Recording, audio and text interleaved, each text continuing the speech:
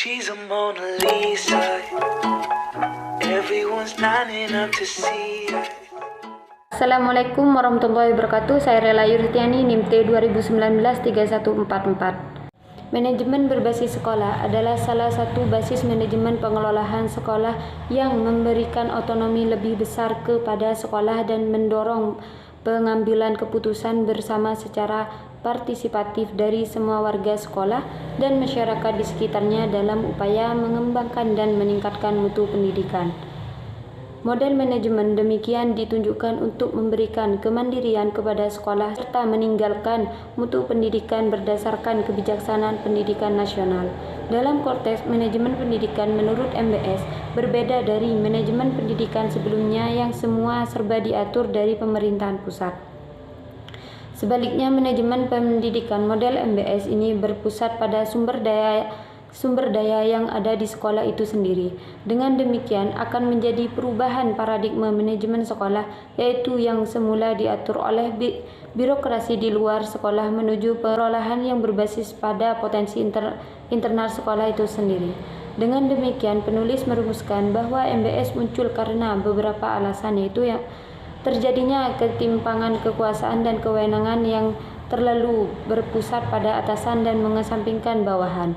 Kinerja pendidikan yang tidak kunjung membaik, bahkan cenderung menurun di banyak negara.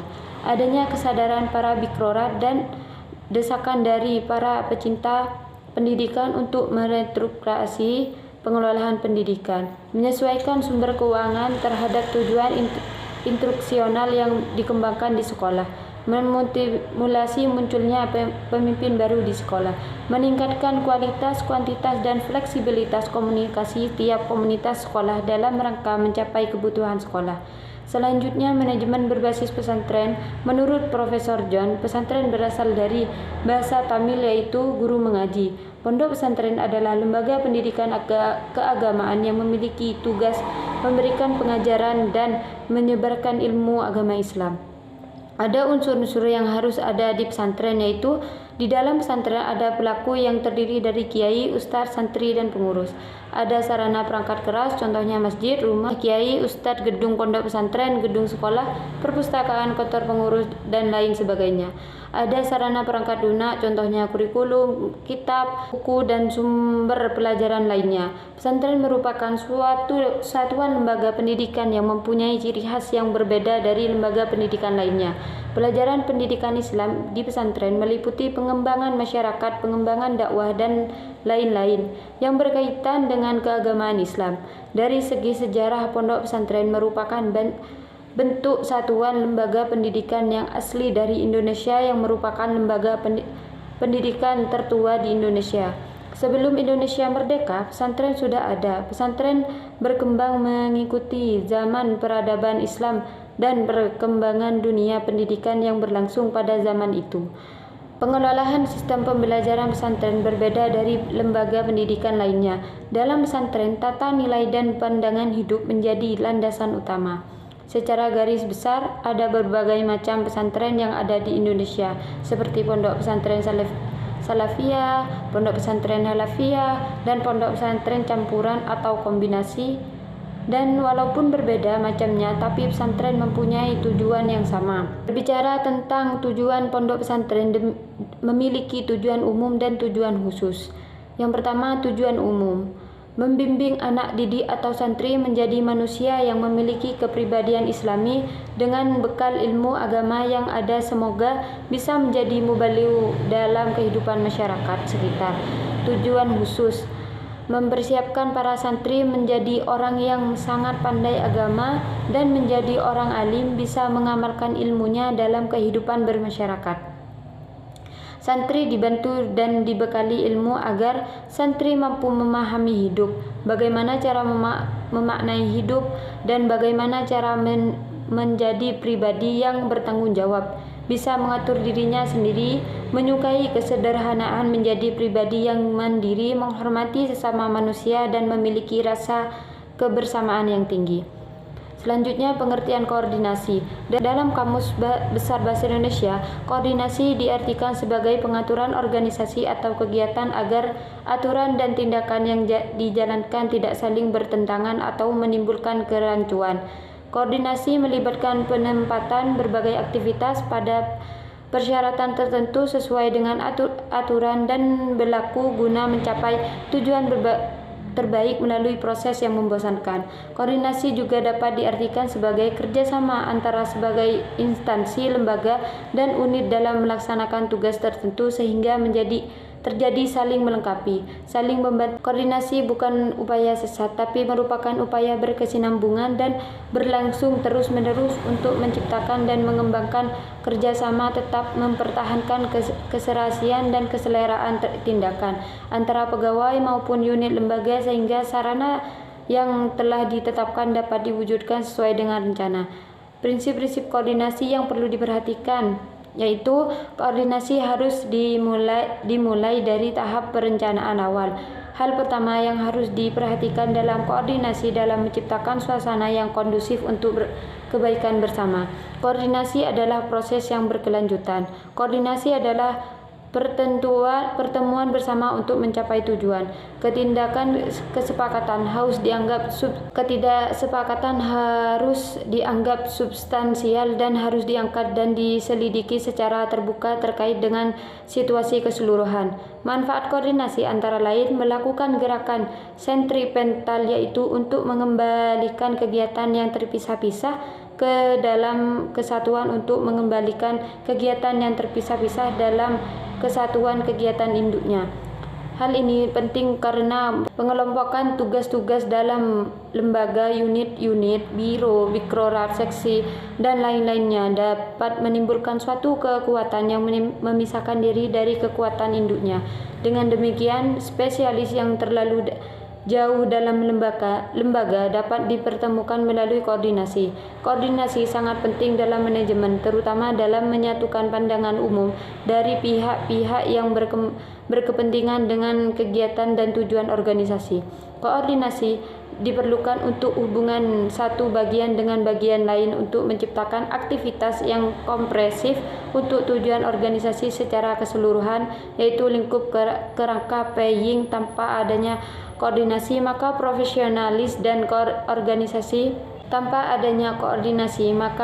profesionalisasi dan organisasi kerja dalam setiap usaha kooperasi akan sia-sia karena setiap departemen seringkali hanya memperhatikan pekerjaan atau tujuan masing-masing, tetapi melupakan tujuan organisasi secara keseluruhan.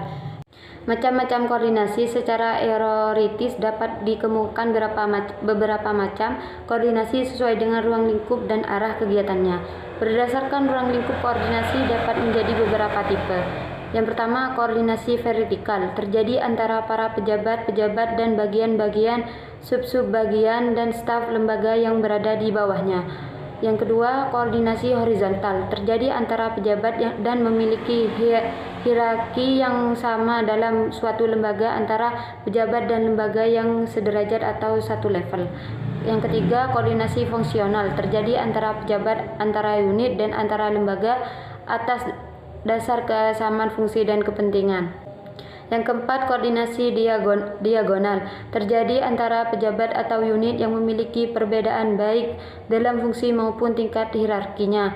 Pada hakikatnya, koordinasi dapat dilakukan formal maupun informal. Koordinasi formal dilakukan dengan adanya usaha impersonal, seperti dalam kehidupan birokrasi, membuat peraturan atau pedoman. Sementara cara-cara informal dapat dilakukan dengan pembicaraan dan konsultasi pada saat bertemu di luar kepentingan dinas. Manajemen berbasis sekolah dapat ditinjau melalui pendekatan proses dan pendekatan tugas. Oleh karena itu, manajemen berbasis sekolah dapat ditinjau melalui pendekatan proses dan pendekatan tugas. Oleh karena itu, dalam manajemen berbasis sekolah, koordinasi dapat dilakukan dalam setiap tahap dari proses dan bidang garapan manajemen tersebut.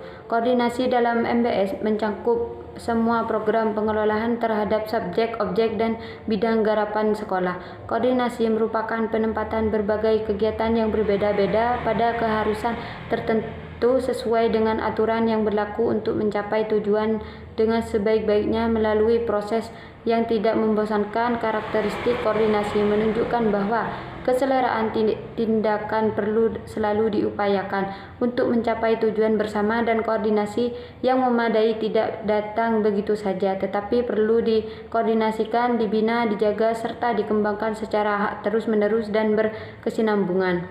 Koordinasi dapat berjalan dengan baik apabila memperhatikan prinsip koordinasi. Manfaat koordinasi untuk mengembalikan kegiatan-kegiatan yang terpisah ke dalam kesatuan kegiatan induknya. Selanjutnya, komunikasi. Komunikasi adalah proses penyaluran informasi, ide, penjelasan, pertanyaan dari orang ke orang atau dari kelompok ke kelompok. Komunikasi adalah proses interaksi antar orang-orang atau kelompok-kelompok yang ditunjukkan untuk mempengaruhi sikap dan perilaku orang-orang dan kelompok-kelompok dalam satu organisasi. Komunikasi harus selalu dilakukan oleh sekolah. Komunikasi tersebut bisa bersifat intern atau personel sekolah dan secara ekstern antar sekolah dengan orang tua, peserta pendidik, dengan masyarakat. Dalam komunikasi intern terdapat prinsip-prinsip komunikasi sebagai berikut. Yang pertama yaitu bersikap terbuka, tidak melaksanakan kehendak tetapi bertindak sebagai fasilitator yang mendorong suasana demokratis dan kekeluargaan. Yang kedua, mendorong para guru untuk mau dan mampu mengemukakan pendapatnya dalam memecahkan masalah, serta harus mendorong aktivitas dan kreativitas guru. Yang ketiga, yaitu mengembangkan kebiasaan untuk mendiskusikan secara terbuka dan mendidik guru-guru untuk mau menerima pendapat orang lain secara objektif. Yang keempat, mendorong para guru dan pegawai untuk mengambil keputusan yang paling baik dan menaati keputusan tersebut. Yang kelima, berlaku sebagai pengatur pembicaraan perantara dan mengambil keputusan secara redaksional. Tujuan komunikasi ini dapat menjadi pemecah masalah yang dihadapi seputar proses belajar mengajar dan persoalan kebutuhan sekolah. Hal ini terjadi karena kerjasama saling support dari berbagai komponen. Komunikasi dalam manajemen berbasis sekolah dapat dibedakan menjadi dua, yaitu komunikasi intern dan ekstern. Yang pertama, komunikasi intern. Komunikasi intern memiliki dasar tujuan dan manfaat, yaitu dasar komunikasi. Komunikasi yang baik antara personel harus dikembangkan untuk mencapai hasil seoptimal mungkin. Kurang komunikasi mengakibatkan kurangnya hasil yang dapat diwujudkan, bahkan sering gagal mencapai tujuan. Menciptakan kondisi menarik dan hangat. Personel dapat bekerja terdorong untuk berprestasi lebih baik dan mengerjakan tugas mendidik dengan penuh kesadaran. Manfaat: mudah dalam memecahkan atau menyelesaikan masalah dengan bantuan orang atau diskusi. Komunikasi intern yang terbina dengan baik akan memberikan kemudahan dan keringanan dalam melaksanakan serta memecahkan masalah sekolah menjadi tugas bersama. Manajemen dilihat dari para anggotanya. Di sekolah tidak banyak personel dewasa yang terdiri atas guru dan pegawai, namun jika peserta didik juga dipandang sebagai personel sekolah, jumlahnya akan menjadi banyak. Oleh karena itu, terjalinnya komunikasi yang baik antara personel sekolah merupakan hal yang urgent. Kurang komunikasi akan mengakibatkan kurang tercapainya hasil yang diinginkan. Komunikasi intern sangat dirasakan manfaatnya, terutama bagi seorang pemula yang awalnya memiliki rasa canggung menjalani rutinitas dalam dunia yang baru, namun teman-temannya yang sudah berada lebih awal mampu membantunya dan membuat kondisi menjadi lebih nyaman. Komunikasi intern bukan hanya untuk pemula, namun juga untuk pegawai yang sudah ada, senantiasa memerlukan komunikasi yang baik untuk mengetahui pendapat orang lain mengenai suatu masalah. Bantuan mereka kerja sangat bermanfaat untuk menyelesaikan masalah-masalah yang ditimbulkan dalam pekerjaan.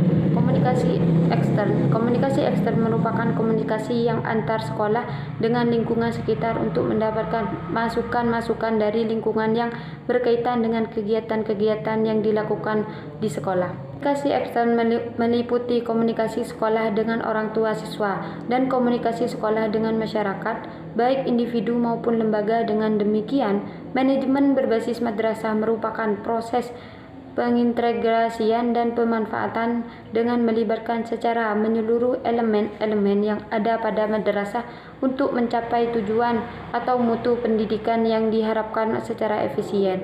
Atau dapat diartikan bahwa manajemen berbasis madrasah atau pesantren adalah model manajemen yang memberikan otonomi atau kewenangan yang lebih besar kepada sekolah dan mendorong pengembalian keputusan yang partisipatif, yaitu melibatkan semua warga madrasah atau pesantren berdasarkan kesempatan bersama.